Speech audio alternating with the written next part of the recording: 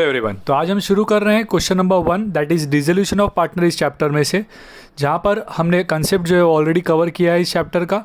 और मैंने आपको इस डिसोल्यूशन इस चैप्टर के सम सॉल्व करने के लिए एक इजी कोड बताया है दैट इज़ तेरे साथ एक लंबी लड़ाई कम। राइट तो तेरे साथ एक लंबी लड़ाई कम के स्टेप्स को यूज़ करके हम इस क्वेश्चन को सॉल्व करेंगे। तो पहले वो है क्या ये देख लेते हैं। तेरे मतलब टी मतलब यहाँ पर transfer of balance sheet items, साथ मतलब एस मतलब है आपका सेल ऑफ एसेट्स या taken over by partner. Then एक यानी कि ई आपका है एक्सपेंसेस ऑफ रियलाइजेशन। उसके बाद है आपका एल यानी कि आपका लायबिलिटी पेमेंट, और उसके बाद वापस से जो एल है दूसरा लंबी लड़ाई, राइट, एल जो है वो आपका है लोन ऑफ पार्टनर जो आप पे करेंगे। और लास्ट में ख़त्म यानी कि सी जो है वो आपका क्या है, क्लोजिंग ऑफ अकाउंट्स। ठीक है, तो ये हमें 1 बाय 1 स्टेप करने हैं। तो देखिए क्वेश्चन में यहाँ पे आपको क्या बोला है, Ganesh and Kartik are partner sharing profit and losses equally. तो यहाँ पर इस क्वेश्चन में रेशियो जो है वो आपको कई बार यूज़ हो सकता है, जैसे कि रिजर्व अगर दिया है तो पार्टनर्स में डिस्ट्रीब्यूट करना है आपको, रियलाइजेशन का जो प्रॉफिट या लॉस आएगा उसको डिस्ट्रीब्यूट करना है, तो आपको यहाँ पे ये रेशियो में डिस्ट्रीब्यूट करना होगा जो आपको क्वेश्चन में दिया है। और इस क्वेश्चन में उन्होंने बोला रेशियो जो है वो इक्वल है। ठीक है, they decided to dissolve the firm on 31 March 2018। The balance sheet was as under. Liabilities दिए हुए आपको, एसेट्स भी दिए हुए। लायबिलिटीज़ में आपको बोला है क्रेडिटर्स कितना है 18,400, बिल्स पेबल आपको दिया हुआ है आपका 5,600, रिजर्व फंड दिया है आपको 20,000 जो कि आपको पार्टनर्स के क्रेडिट में ट्रांसफ़र करना है। राइट, तो हमारा जो पहला स्टेप है transfer of balance sheet items, उसमें हम यहाँ पे बैलेंस शीट में दिए गए सारे आइटम्स को ट्रांसफ़र करने वाले हैं। तो क्रेडिटर्स आपके रियलाइजेशन में जाएगा, बिल्स पेबल रियलाइजेशन में, रिजर्व फंड है यार, रिजर्व फंड हो या जनरल रिजर्व आपको पार्टनर में डिस्ट्रीब्यूट करना है। तो पार्टनर्स में आप क्रेडिट साइड में लिखेंगे आप इसे इक्वली डिस्ट्रीब्यूट करके। ठीक है, उसके बाद कैपिटल के बैलेंसेस दिए हुए आपको, ये आपको क्या करना है पार्टनर्स अकाउंट में क्रेडिट साइड में बैलेंस ब्रॉट डाउन करके लिखेंगे। रही बात एसेट्स की, तो खाली कैश को छोड़कर बाकी जो भी एसेट्स होते हैं आपके, राइट, वो सारे एसेट्स आपको क्या करना है रियलाइजेशन के डेबिट साइड में ट्रांसफ़र करना है। ये आपका फर्स्ट स्टेप है। उसके बाद आपको एडजस्टमेंट में देखिए क्या दिया है, बाकी सारे स्टेप्स आपके एडजस्टमेंट से होंगे। तो नीचे आपको बोला है एसेट्स पे रियलाइज्ड एज अंडर। पहला बोला है बिल्डिंग कितना बोला है 82,000, डेटर्स आपको बोला है 22,000, स्टॉक बोला है आपको 20,000, बिल्स रिसीवेबल बोला है 3,200। तो ये आपको सारे एसेट्स के वैल्यू दिए हुए हैं कि कौन सा एसेट कितने में रियलाइज़ हुआ है। ये रियलाइज़ का मतलब होता है कि सेल करके उसे कितने पैसे हमें मिले। ठीक है, तो ये आपके सेकेंड स्टेप में जहाँ पे राइट एसेट्स बेचकर जो पैसे आए हैं उसके लिए आपको ये करना है। एंड आगे बोला है Ganesh agree to take over furniture, यानी कि एक एसेट जो है वो एक पार्टनर लेकर जा रहा है, तो वहाँ पर आपको क्या करना होगा रियलाइजेशन के क्रेडिट साइड में बाकी सारे जो है आप कैश के हेडिंग में लिखेंगे, बट ये जो है फर्नीचर ये आपको उस पार्टनर के नाम पर लिखना है।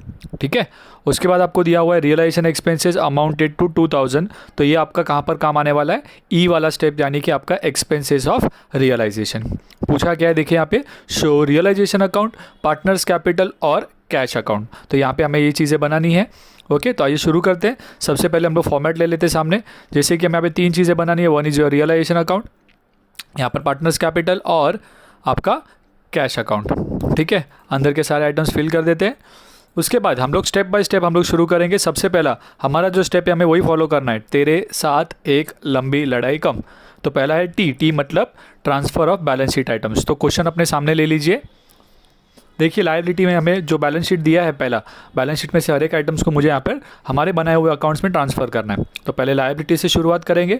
तो पहले आपको पता है कि कैपिटल जो है वो पार्टनर कैपिटल में जाता है, रिजर्व जो है वो भी पार्टनर में जाता है, और बाकी जो बचे हुए लायबिलिटी आपको दिख रहे हैं यहाँ पर क्रेडिटर और बिल पेबल, राइट, वो आपको क्या करना है आपके रियलाइजेशन अकाउंट में क्रेडिट साइड में लेने हैं। हमेशा आपको transfer of balance sheet items में याद रखना है लायबिलिटीज़ जो है वो रियलाइजेशन के क्रेडिट में जाएंगे, एसेट्स जो है वो सारे के सारे रियलाइजेशन के डेबिट में आएंगे। ओके, तो पहले मैं यहाँ पे क्रेडिटर्स और इसके लिए बिल पेबल के लिए यहाँ पर लिख देता हूँ हेडिंग सन्ड्री लायबिलिटी। ये हेडिंग होगा मेरा मेन, और इसके अंदर मैं बाइक आइटम्स लिखूंगा। क्रेडिटर्स कितना दिया है 18,400, बिल पेबल कितना दिया है 5,000, तो 5,600। तो दोनों मिलाकर जो टोटल आएगा वो हमें आउटर कॉलम में लिख देना है, दैट इज़ 24,000। ठीक है, उसके बाद हमें नेक्स्ट क्या करना है, ये हुआ हमारे वो 2 लायबिलिटीज़। उसके बाद रिजर्व और कैपिटल दिया, ये आपको पार्टनर में लिखना है। तो आपको यहाँ पे रिजर्व फंड दिया 20,000, बट पार्टनर में जब आप लिखने जा रहे हो तो आपको पता है पार्टनर में सबसे पहले उनका कैपिटल होना चाहिए, तो इसीलिए उनका जो कैपिटल दिया है 40,000 80,000 पहले वो ले लेंगे। तो बाय बैलेंस ब्रॉट डाउन दोनों बैलेंसेस ले लेते हैं। 40,000 आपको गणेश का दिया और कार्तिक का दिया है 80,000। और इसके बाद हम लोग रिजर्व लिखेंगे। तो रिजर्व का अमाउंट देखिए दिया है क्वेश्चन में, रिजर्व फंड 20,000, और आपको इसे आपके प्रॉफिट शेयरिंग रेशियो में डिस्ट्रीब्यूट करना है। तो क्वेश्चन में देखिए आपको बैलेंस शीट के ऊपर ही उन्होंने पहले ही लाइन में कह दिया है आपको कि प्रॉफिट शेयरिंग रेशियो जो है वो क्या है, इक्वल है, राइट। तो हम लोग ये 20,000 को इक्वली डिवाइड करेंगे दोनों पार्टनर्स में, तो आपको 10,000 आएगा, राइट। तो by reserve, general reserve, right, कितना आ जाएगा यहाँ पे 10,000 और 10,000, ठीक है। उसके बाद आगे क्या बोला है देखिए नेक्स्ट, यहाँ पे हम लोग रिजर्व फंड भी लिख सकते, रिजर्व फंड ही लिखेंगे एक्चुअली, क्वेश्चन में जो दिया है वही लिखे, वो बेटर रहेगा, ठीक है। उसके बाद आ जाते हैं हम लोग एसेट साइड पर। तो एसेट साइड में देखिए क्या क्या बोला है आपको, building, furniture, debtor, stock, bills receivable और कैश। तो इसमें आपको पता है कि खाली कैश जो है वो कैश अकाउंट में जाने वाला है, बाकी सारे एसेट्स जो है मुझे क्या करने हैं, रियलाइजेशन का अकाउंट में डेबिट में ले लेने। तो बिल्डिंग ले लेता हूँ, तो सारे एसेट्स पहले मैं लिख देता हूँ हेडिंग टू सन्ड्री एसेट्स, और उसके अंदर हम लोग लिखेंगे एक एक करके। तो building 88,000, right, furniture 12,000, debtors 32,000, stock 24,000, bills receivable 4,000, right. एक चीज़ यहाँ पे याद रखिए, बच्चे कई बार क्या करते हैं, एडजस्टमेंट में जो एसेट्स के वैल्यू दे दी है वो लिख देते हैं, नहीं। फर्स्ट स्टेप जो है आपका transfer of balance sheet items, उसमें सारे फिगर्स बैलेंस शीट में जो नंबर दिए उसी पर ट्रांसफर होंगे, ठीक है। अब आप इसे ऐड कर देंगे सबको, तो ऐड करने पर आपको यहाँ पे अमाउंट आ जाएगा, राइट, टोटल 1,60,000। तो यहाँ पे आपका फर्स्ट स्टेप कंप्लीट हो गया, that is transfer of balance sheet items. उसके बाद आपका नेक्स्ट स्टेप है तेरे साथ, एस मतलब क्या है आपका, सेल ऑफ एसेट्स और टेकन ओवर बाय पार्टनर, यानी कि एसेट अगर कोई पार्टनर लेकर गया है या जो आपने सेल कर दी है उनके लिए एंट्री पास करनी है। तो एडजस्टमेंट में आपको उसका इन्फॉर्मेशन दिया है। देखिए एडजस्टमेंट में उन्होंने क्या बोला, assets were realised as under, और सारे एसेट्स के वैल्यू दिए हुए आपको। तो क्या करना है, जब आप एसेट सेल करते हो, राइट, तब आपकी जर्नल एंट्री होती है cash account debit to realisation, मतलब आपको कैश के डेबिट में लिखना है और रियलाइजेशन के क्रेडिट में, राइट। तो मैं रियलाइजेशन के क्रेडिट में पहले सारे एसेट्स के नाम लिखता हूँ। तो यहाँ पे हेडिंग में, राइट, हम लोग क्या करेंगे यहाँ पे, अच्छा सॉरी, पहले कैश ट्रांसफर करना रह गया हमारा, तो कैश को यहाँ पे ट्रांसफर कर देंगे 4,000, ठीक है। अच्छा, उसके बाद मैं इसकी बात कर रहा था सेल ऑफ एसेट में, राइट। तो जब एसेट सेल हो रहा है तो आपको कैश के डेबिट में लिखना है और रियलाइजेशन के क्रेडिट में, बट शुरू हम लोग रियलाइजेशन के क्रेडिट से ही करेंगे हम लोग पहले, बिकॉज यहाँ पे मुझे टोटल अमाउंट लिखना है, तो वो टोटल मुझे यहाँ से पता चलेगा। तो यहाँ पे रियलाइजेशन के क्रेडिट में मैं लिख देता हूँ बाय कैश, और जो जो एसेट्स पैसे के लिए बिके हैं वो उसके लिए मैं पहले नाम लिख देता हूँ। तो मुझे बताया उन्होंने एडजस्टमेंट में बिल्डिंग कितने में बिका है, 82,000 में, राइट, डेटर्स कितने में बिका है, 22,000, स्टॉक 20,000, राइट, बिल्स रिसीवेबल 3,200। अब आप बोलेंगे सर पहले का जो वैल्यू था और नया वैल्यू उसके बीच का डिफरेंस, यहाँ पे हमें डिफरेंस का कुछ नहीं करना है, राइट। बिल्डिंग के वैल्यू आपको कम मिल रहे हैं, ज़्यादा मिल रहा है, वो जो डिफरेंस होगा उसका वो हमें यहाँ पे कोई ज़रूरत नहीं पड़ने वाली, हमें उसका आज का वैल्यू जितने में सेल हो रहा है बस उसी पर रिकॉर्ड करना है, ठीक है। तो यहाँ पर बिल रिसीवेबल तक हो गया। उसके बाद उन्होंने बोला है फर्नीचर के बारे में, तो क्या हुआ, गणेश लेकर गया तो उसके लिए अलग से करेंगे, जो कैश के लिए बिके हैं वो सारे ले लेंगे। तो इन चारों का टोटल करके आपका आउटर कॉलम में लिख देना है, दैट इज़ 1,27,200, और इस 1,27,200 को हम लोग कैश के डेबिट में लिख देते हैं, राइट, बाय टू रियलाइजेशन करके जो टोटल अमाउंट है हमें वही लिखना है, ओके।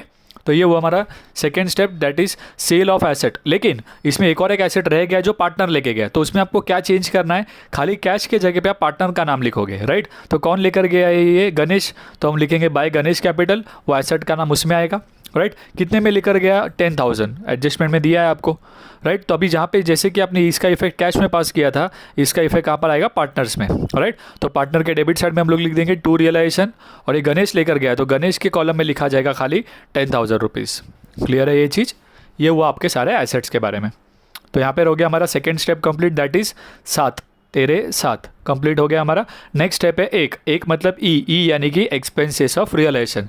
तो उसके बारे में भी क्वेश्चन में आपको बोला गया है, right. Realisation expenses amounted to 2,000, और उसकी एंट्री है हमारी realisation account debit to cash. तो रियलाइजेशन के डेबिट साइड में लिखूंगा मैं टू कैश करके, राइट, और यहाँ पे लिख देता हूँ मैं रियलाइजेशन एक्सपेंसेस है, अमाउंट कितना दिया है 2,000। फिर हम कैश के क्रेडिट में लिखेंगे हम लोग बाय रियलाइजेशन करके कितना अमाउंट 2,000 रुपीज़, ठीक है। तो बहुत ही सिंपल है रियलाइजेशन एक्सपेंस रिकॉर्ड करना। कई बार क्वेश्चन में यहाँ पे डिसोल्यूशन एक्सपेंस भी बोला और रह सकता है, तो आपको इफेक्ट सेम ही देना है, ठीक है। तो यहाँ पे तेरे साथ एक हो गया।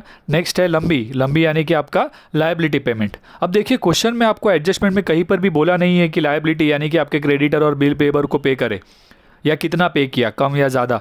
तो आपको क्वेश्चन में जब कुछ भी नहीं बोला है लायबिलिटी के बारे में, तब आपको याद रखना है कि जो वैल्यू यहाँ पर आपको दिया है आप उसी पर पे करोगे, मतलब जिस तरह एसेट के वैल्यू कुछ चेंज हुए बट लायबिलिटी के वैल्यू चेंज नहीं होंगे, बट आपको पे तो करना ही है। तो वो लायबिलिटी पेमेंट का स्टेप आपको बोला हो या नहीं बोला हो एडजस्टमेंट में, आपको पे करना ही है। एडजस्टमेंट में कुछ नहीं बोला है तो आप जितना वैल्यू दिया है उसी पर पे कीजिए, ठीक है। तो जब हम पे करेंगे तो हमारे पैसे जाने वाले हैं, तो एंट्री क्या होने वाली है यहाँ पे, रियलाइजेशन टू कैश। तो रियलाइजेशन के डेबिट में लिखेंगे हम लोग, राइट, टू कैश करके। उसके अंदर मैं दोनों लायबिलिटीज़ ले लेता हूँ, और क्योंकि इन क्वेश्चन में आपको क्रेडिटर और बिल पेबल कितने में पे किया वो बताया नहीं है, तो हम सेम वैल्यू ले लेंगे जो आपको पहले जितना आपने बैलेंस शीट में ट्रांसफ़र किया था। तो 18,400 और 5,600 टोटल हो जाएगा आपका 24,000। और ये हमने पे किया तो कैश के क्रेडिट में लिखेंगे हम लोग बाय रियलाइजेशन, कितना पे किया हमने, 24,000। तो यहाँ पे हो गया हमारा तेरे साथ एक लंबी हो गया।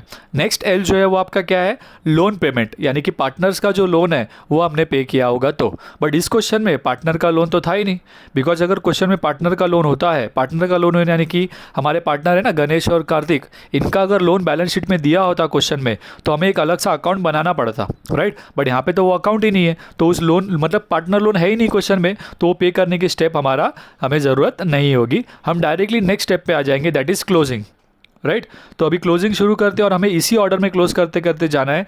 पहले हम लोग रियलाइजेशन क्लोज करके उसका बैलेंस पार्टनर्स में ट्रांसफ़र करेंगे, फिर पार्टनर्स का बैलेंस क्लोज करके हम लोग कैश में ट्रांसफ़र करेंगे, और कैश अकाउंट जो है वो आपका टैली हो जाएगा, ठीक है।